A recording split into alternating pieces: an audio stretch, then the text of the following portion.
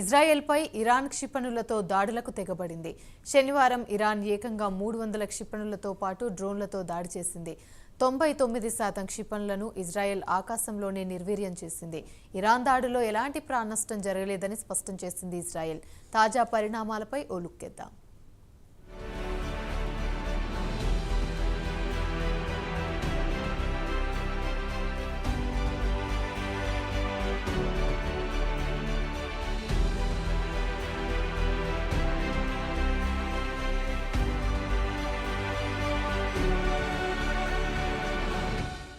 గత ఏడాది అక్టోబర్ 7వ తేదీన ఇజ్రాయిల్పై హమాస్ మిలిటెంట్లు అకస్మాత్తుగా దాడి చేసి 1200 మంది పౌరులతో పాటు 250 మందిని తమ వెంట తీసుకెళ్లింది. దీనికి ప్రతీకారంగా ఇజ్రాయిల్ గాజాను నామరూపాలు లేకుండా చేసింది. గాజా వెస్ట్ బ్యాంక్ మొత్తం నేలమట్టమైంది. ఇజ్రాయిల్ దాడుల్లో సుమారు 34,000 మంది గాజా పౌరులు మృతి చెందారు. సుమారు 1,00,000 మంది వరకు తీవ్రంగా గాయపడ్డారు. దీంతో వెంటనే ముస్లిం దేశాలంతా కలిసి గాజాకు సంఘీభావం తెలిపాయి. అయితే ఈ నెల 1వ తేదీన సిరియాలోని డమాస్కస్లోని ఇరాన్ రాయబార కార్యాలయంపై ఇజ్రాయిల్ క్షిపణి దాడి చేసింది. ఈ దాడిలో ఇరాన్ రాయబార కార్యాలయం ధ్వంసమయ్యింది. మొత్తం 7 వ్యక్తులు చనిపోయారు. వారిలో ఇరాన్కు చెందిన సీనియర్ సైనికాధికారి ఉన్నారు. తమ సైనికులు మృతి చెందడంతో ఇజ్రాయిల్పై ప్రతీకారం తీర్చుకుంటామని ఇరాన్ హెచ్చరించింది. ఇక ఇరాన్ చెప్పిన విధంగానే వందలాది క్షిపణులతో ఇజ్రాయిల్పై దాడి చేసింది. దీంతో మరోమారు మధ్య ప్రాచ్యంలో తీవ్ర ఉద్రిక్తత పరిస్థితులు నెలకొన్నాయి. ఇజ్రాయిల్పై ఒకేసారి సుమారు 350 రాకెట్లను ఇరాన్, ఇరాక్,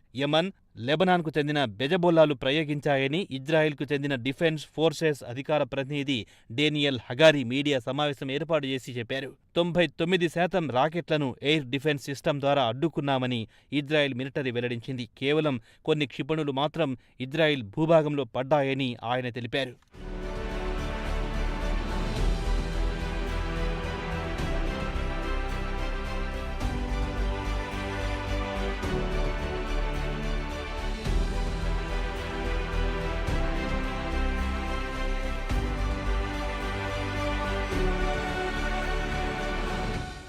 ఇరాన్ ప్రయోగించిన క్షిపణులు ఇజ్రాయెల్కి దక్షిణాన ఉన్న ఎయిర్ బేస్పై పడ్డాయని, ఎయిర్ బేస్ నిర్మాణాలు స్వల్పంగా దెబ్బతిన్నాయని డేనియల్ హగారీ వివరించారు. దాడులు జరిగిన తర్వాత ఎయిర్ బేస్ యథావిధిగా పనిచేస్తోందన్నారు. ఇక్కడి నుంచి విమానాల రాకపోకలు యథావిధిగా కొనసాగుతున్నాయన్నారు. అమెరికా సీనియర్ మిలిటరీ అధికారులు కూడా ఇరాన్ క్షిపణుల వల్ల ఇజ్రాయెల్కు పెద్దగా డ్యామేజ్ జరగలేదన్నారు. మధ్యధరా సముద్రంలో అమెరికా నౌకలు ఇరాన్కు చెందిన 4 నుంచి 6 వరకు బాలిస్టిక్స్ మిసైల్స్ను కూల్చివేశాయి. అలాగే ఇజ్రాయెల్కు చేరకుండానే ఇరాన్కు చెందిన 70 డ్రోన్లను కూల్చివేసినట్లుగా అమెరికా అధికారులు తెలిపారు.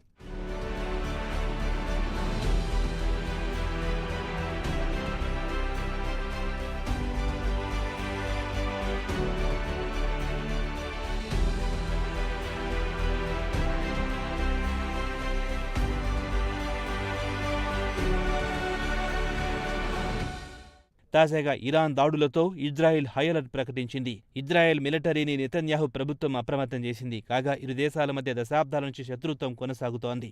అయినా ఇరాన్ ఎప్పుడూ ఇజ్రాయెల్పై దాడులకు తెగబడలేదు. ఇదే మొదటిసారి. తాజా పరిణామాల నేపథ్యంలో ఇజ్రాయెల్ ప్రధానమంత్రి ఆదివారం 5 సభ్యులతో కేబినెట్ ఏర్పాటు చేశారు. అయితే ఇరాన్పై ఎలాంటి చర్యలు తీసుకోవాలో నిర్ణయానికి రాలేకపోయారు. కాగా అమెరికా ప్రెసిడెంట్ జో బైడెన్ కూడా నెతన్యాహుకు ఫోన్ చేసి జాగ్రత్తగా ఆలోచించి వ్యూహాత్మకంగా నిర్ణయం తీసుకోవాలని కోరారు.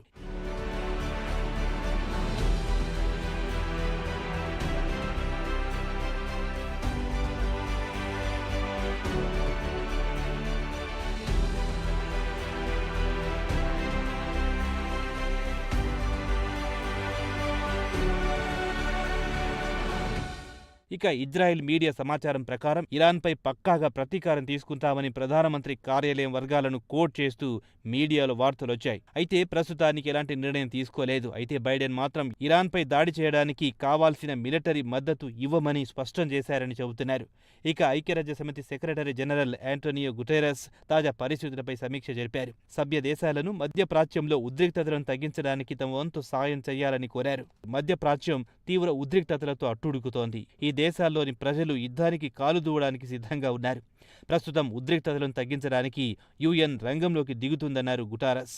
యుఎన్లో ఇజ్రాయెల్ ప్రతినిధి ఎలాంటి జాప్యం చేయకుండా వెంటనే ఇరాన్పై మరిన్ని ఆంక్షలు విధించాలని డిమాండ్ చేశారు. ఇరాన్ టెర్రర్ దాడులను యావత్ ప్రపంచం ఖండించాలన్నారు.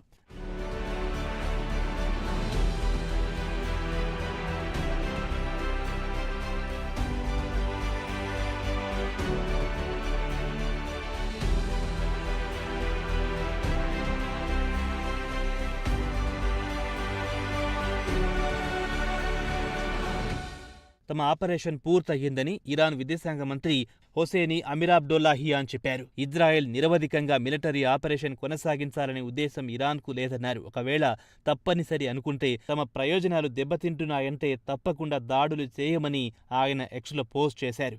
ఇజ్రాయెల్ దాడులను ఆయన సమర్థించుకున్నారు. తమ హక్కును వినియోగించుకుంటున్నామన్నారు. ప్రాంతీయ, అంతర్జాతీయ శాంతి భద్రతకు ఇరాన్ బాధ్యతాయుతంగా కట్టుబడి ఉంటుందన్నారు.